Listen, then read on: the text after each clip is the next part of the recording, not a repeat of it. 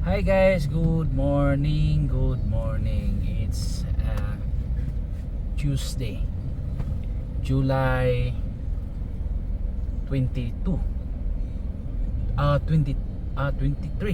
okay, 2024. So nalang ko'y concern guys.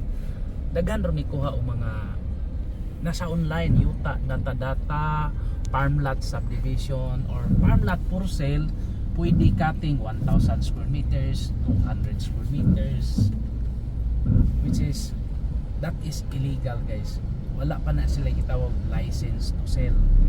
So ako ba maluoy lang ko sa mukuha bitaw anak kay kanang wala pa bitaw na silbi approve sa government.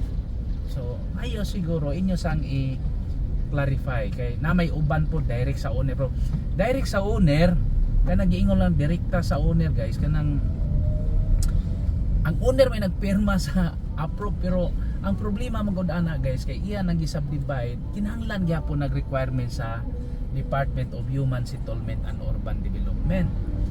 So mag-farm lot subdivision sila diha, which is illegal yun na guys. So sigurado jud kung madugay jud mo ana, gawas kung kanang giingon sa kanang partition by heirs, kanang bahin 5 ka igsoon nagbaligya sila usa, so may maka exempted manas balaod, so kana lay palita. Pero kanang subdivide nya na adjust sketch plan ibutangan lag road right of way.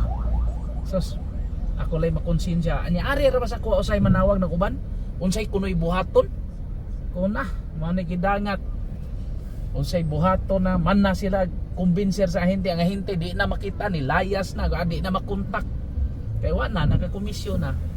So manay kuan guys, manay bantayan ninyo. So amping ta ayaw mo pada sa haylo ba istorya kini nindot ni niya mainyo na ni puyo dayon, ayaw gimutuon ng puyo dayon kay dakong binuang na.